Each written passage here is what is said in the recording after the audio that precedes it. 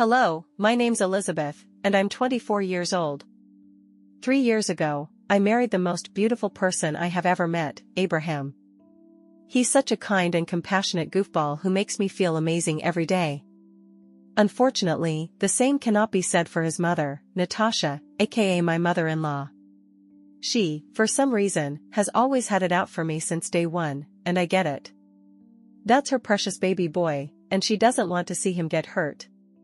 She's just interested in protecting his best interests, but I genuinely do believe that she takes things overboard sometimes. She's the type of person who does seemingly small and innocently naive injustices to people. But, in reality, she deliberately pushes your buttons and gets on your nerves to make you seem like you're the crazy one. I know we all know someone like that in our lives. Unfortunately, I have to deal with this person because she's my mother-in-law. Anyhow, I was raised differently. I'm the type of person who calls people out on their nonsense, and I tend not to hold back. I think this is why Abraham fell in love with my personality, because he's more of a quiet, soft-spoken person, and just like the saying goes, opposites do indeed attract. I studied a bit of psychology, so believe me when I say that I know that Natasha, my mother-in-law, has bad intentions. I think both of our domineering personalities clash, which is probably why she said this the first time I met her. Elizabeth, don't you think it's time to stop eating so much? The whole table at the restaurant sucked in the air, daring not to speak. I was completely mortified, and I'm sure my pale complexion was a great indicator of how embarrassed and flushed I was. It was me, Abraham, who was my boyfriend at the time, Jason, my father-in-law, and Natasha at the table. Jason was too stunned to speak, and he bowed his head as if he was sharing my embarrassment.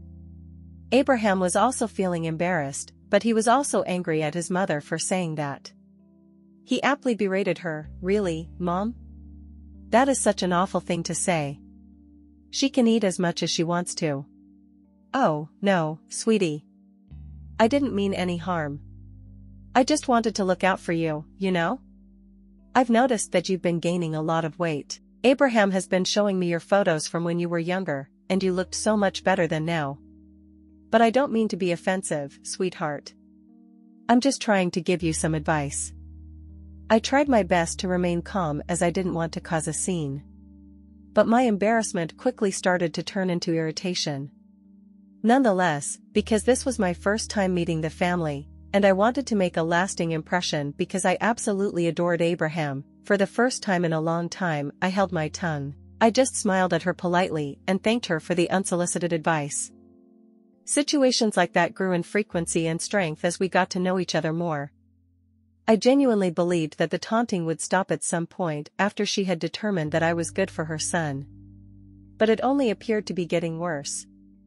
I was beginning to get along fine with my father-in-law, Jason, who is the sweetest man on earth. I see where Abraham gets it from.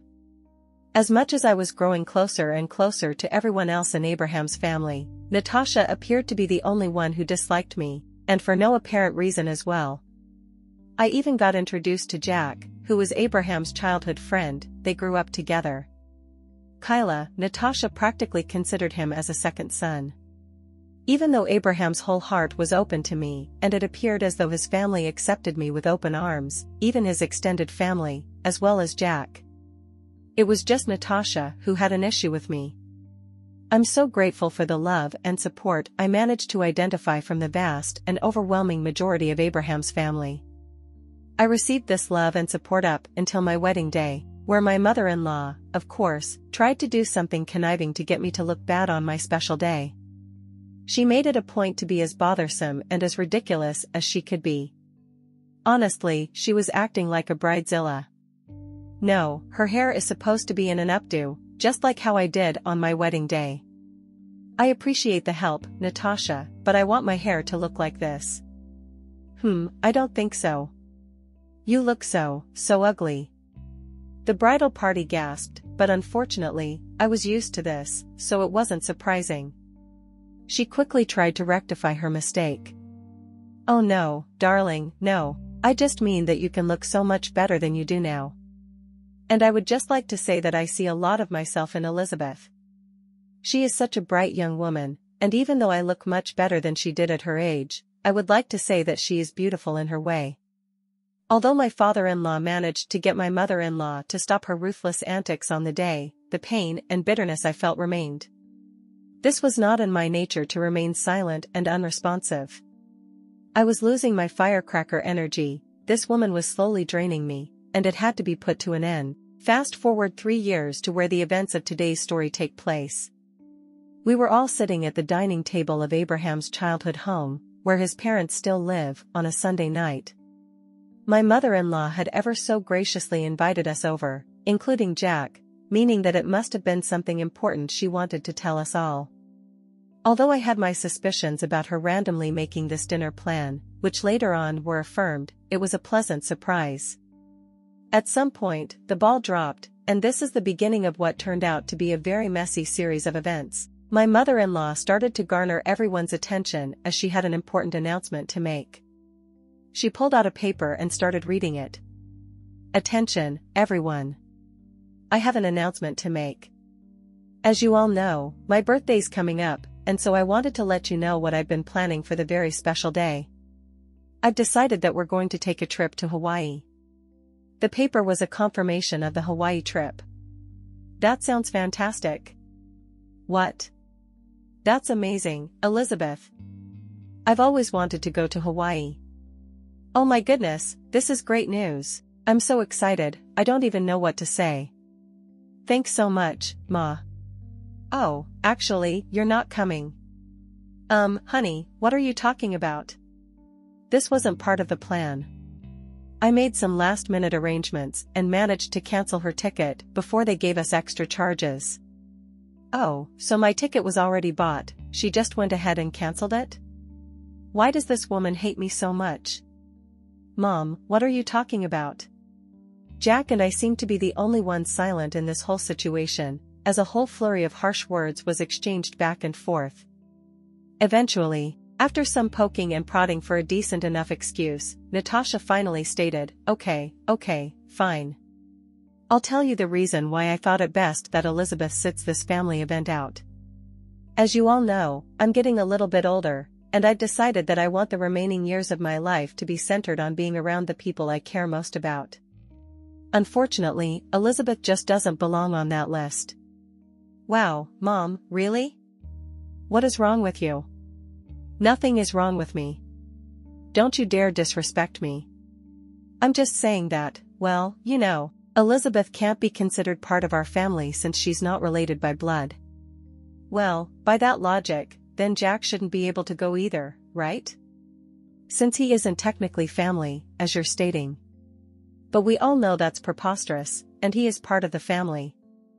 And ever since Abraham and Elizabeth got married, that means she is part of the family. Well, obviously, with Jack, it's different, you know that. He's just so precious, and he's our sweet baby angel. He's always been here. But Elizabeth hasn't, so that's why I'm just not comfortable with her coming on the trip. And it's my birthday, so I get to decide whatever we want. Come on, Elizabeth, we're leaving at once. No, the way that I firmly said no commanded all of the attention in the room, including my antagonist who was trying to stifle a smile this entire time.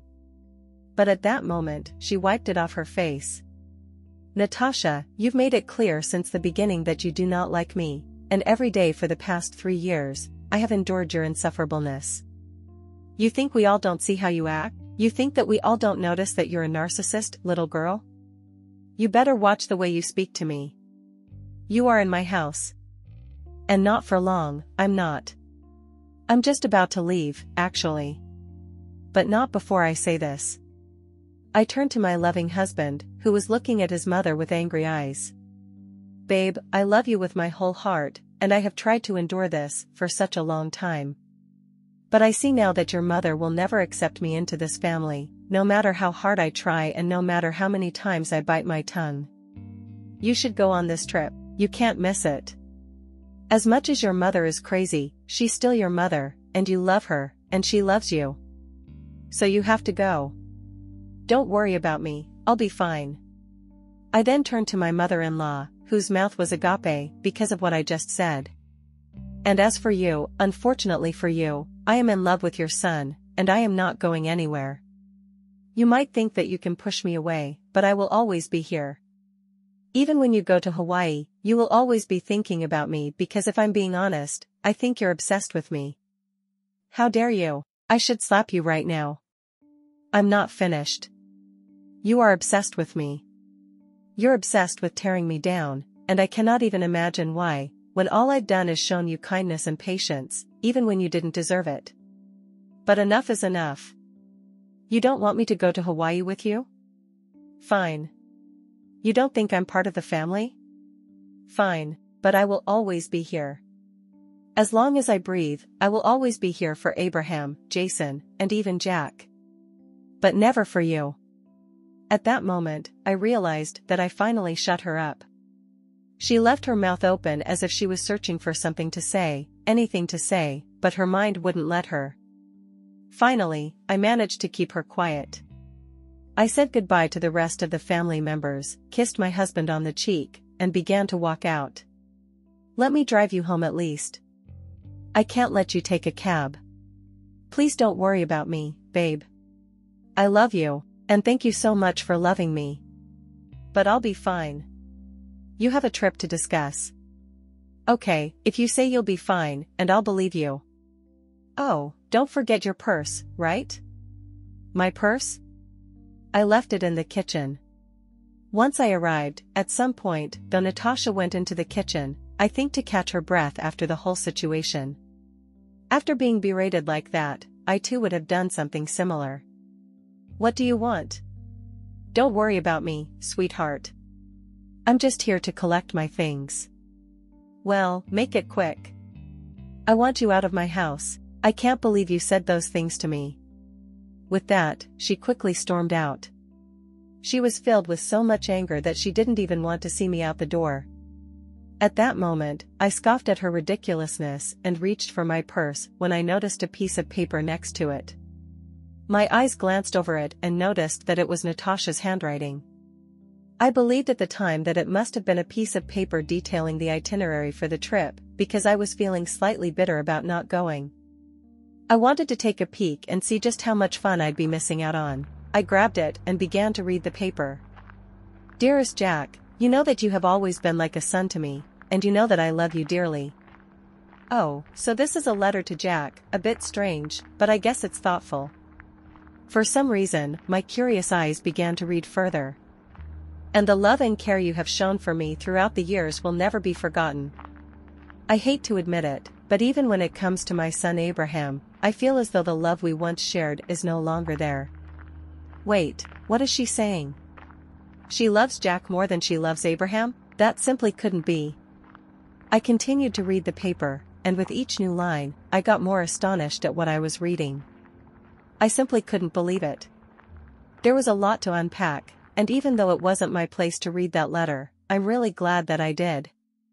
After reading the entirety of the letter, I began to pace in the kitchen, wondering what to do. And then it hit me. All of the people who needed to know about this letter's existence were all sitting in that room. If ever there was a time to act, it was now. I reread the letter one more time just to make sure that I wasn't crazy and imagining things. And just as I thought, yep, it was the same thing I read the first time. I waltzed out into the dining room to meet only 3 pairs of eyes looking back at me. Elizabeth, I am so sorry for what my wife is trying to put you through. Don't worry one bit. You will come with us to Hawaii. As long as I'm around, she's just in a funk right now. But don't worry, I'll convince her to change her mind. I don't know what's gotten into her recently, but don't worry, I will change her mind. As I said, Jason, please don't worry about me. As I said, I'm fine, more than fine, because I have found some interesting news that I need to share with everyone, and I especially need to share it with Abraham. Abraham and Jack's ears perked up. I saw the flash of worry that ran across Abraham's face. Perhaps he thought that this was too much for me to handle and that I wanted to ask for a divorce. Oftentimes when I would complain about his mother to him, he'd agree with me and wonder how I managed to keep up with her nonsense for so long. I'd always tell him that it was because I loved him way too much to let him go and that I'd go to hell and back for him. I noticed that the Wicked Witch of the West wasn't around, so I asked, "Where is Natasha?" She needs to be here for this too. Oh, I mentioned earlier she appears to be in a bit of a funk after you shouted at her. She said she got a mild headache and wanted to nurse it with a nap upstairs. She won't be down for a while, you know how she gets about her beauty sleep. I was all too familiar with Natasha's awkward and unnecessary routines and regimes that would often inconvenience others. I held back in irritation. This is just really important, she has to be here. It's okay, Elizabeth. You can tell us, and we'll inform her when she wakes up. I hesitated, considering the information that I knew. I wanted to see the redness on her face from embarrassment. I think you should just go ahead and tell us, sweetie. It's okay, and you know Abraham has anxiety, it would be bad to keep him waiting. That was true, Abraham's anxiety got really bad at times, and I could see him begin to fidget from the anticipation. Okay, fine. I'll show you guys what I found when I was in the kitchen, collecting my purse and getting ready to leave. I found something interesting that I think you all need to know about. I pulled out the paper I found and began to read it. It reads, Dearest Jack, you know that you have always been like a son to me, and you know that I love you dearly, and the love and care you have shown for me throughout the years will never be forgotten. I hate to admit it, but even when it comes to my son Abraham, I feel as though the love we once shared is no longer there. What is she saying? What is this? I continued reading. Abraham, I just don't see eye to eye like we used to, and honestly, I think it's because of Elizabeth. Ever since he married that girl, he no longer has time for me. He doesn't love me, and therefore, I don't think I love him. I love you, and you are my son. With that being said, I finally looked up from reading the letter, and I was met with a flurry of mixed emotions. Jason looked like he was going to cry, Jack looked stunned, but Abraham looked like he was going to murder someone. I can't believe she said all those things. Is she being serious right now? So the reason why she's doing all of this is because of Elizabeth? She hates Elizabeth so much that she'd not include me in her will just to spite me and Elizabeth. She's officially lost her mind, you guys. I don't even know what to say. This has gone far enough. I've had it with this woman and her toxic behavior. What are we going to do? At that moment, I had an idea. 1 week had gone by, and it was time for the designated Hawaii trip. Natasha woke up and found a letter from her husband on her bedside table. It read, Good morning, gorgeous. We decided to let you get some more beauty rest. Don't worry, your bags have all been packed. Just find us at the airport. Natasha then got ready and headed to the airport, looking around frantically for the people with whom she was meant to go on this birthday trip. She tried calling them, but they all wouldn't answer. She assumed that they were already on the plane and therefore couldn't answer her call. She rushed frantically and boarded her flight, hoping to just meet them once they landed in Hawaii. She endured the 12-hour flight, and once she landed, she video called Jason. Hello, Jason. Where the hell are you guys? I woke up late and saw your note, which was a cute idea if I hadn't woken up so late. I got to the airport and tried calling you guys, but none of you were responding. I just assumed that you already boarded, but it doesn't matter now, because now we're in Hawaii. How amazing! Tell me where you are so we can meet up, and let the festivities begin. That won't be happening, Natasha. Well, what do you mean? Tell me where you are. I'm at home. You heard me, I'm at home. We're all at home. Say hi, everyone. Jason panned out his phone to show that everyone, himself, Jack, Abraham, and me, were all in his house, sitting at the same dining table where we all heard the tragic news from a week before. What do you mean? Why are you at home? You see, Natasha, Elizabeth brought some interesting information to our attention a week ago, and ever since then, we decided that we'd much rather spend our time in boring old Florida with her than anywhere else with you. Natasha gasped. You think we wouldn't find out? Find out what, my baby? Oh, don't you baby me. You were really gonna cut me out of the will, Mom? Who? How did you even find out about that? Oh, that wretched girl that you hate so much, Elizabeth, found your stupid letter in the kitchen. I don't know what you're talking about, Natasha. Lying right now is only adding more nails to the coffin. Jack, tell them. You've got to believe me, I did nothing of this sort. We all read the letter, Natasha. The gig is up. But I didn't do anything. Elizabeth is making everything up. Oh, am I? You are so pathetic, it actually makes me sick. We all know what you said and what you tried to do. Thank God I was nosy enough to read the whole thing. Abraham, Jason, please, no, Natasha, enough is enough. You're done. You don't get to say anything else. You messed up big time, your hatred has caused you to be blind. Now you have to suffer the consequences of being alone on your birthday because of what you've done. I hope you can use this time in Hawaii to reflect on your actions. But I'll be alone. It won't be fun. Maybe people would like to hang out with you more if you weren't such a raging witch. Have fun. And with that, Jason hung up the phone. We all let out a sigh of relief.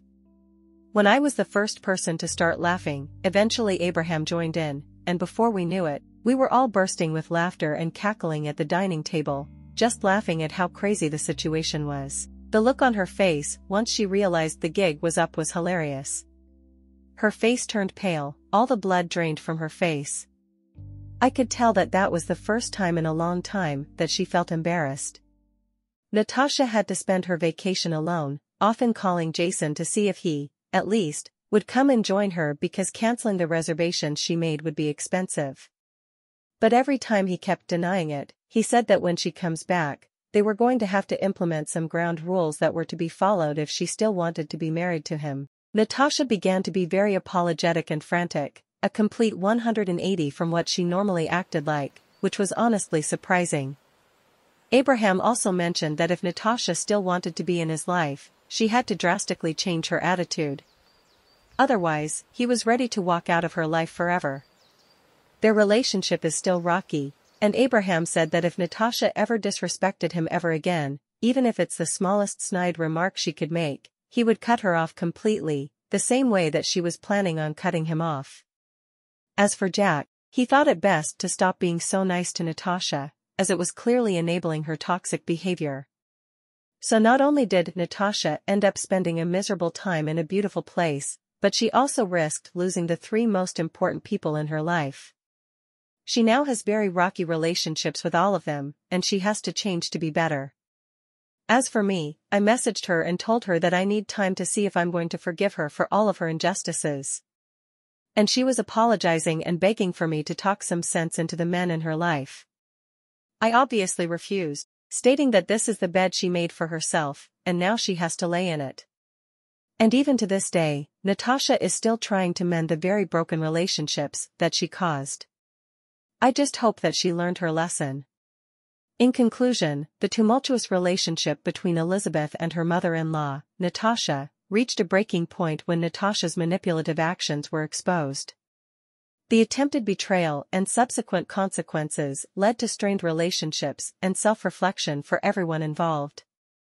While Elizabeth's resilience prevailed, Natasha faced the repercussions of her toxic behavior, highlighting the importance of honesty and respect within family dynamics.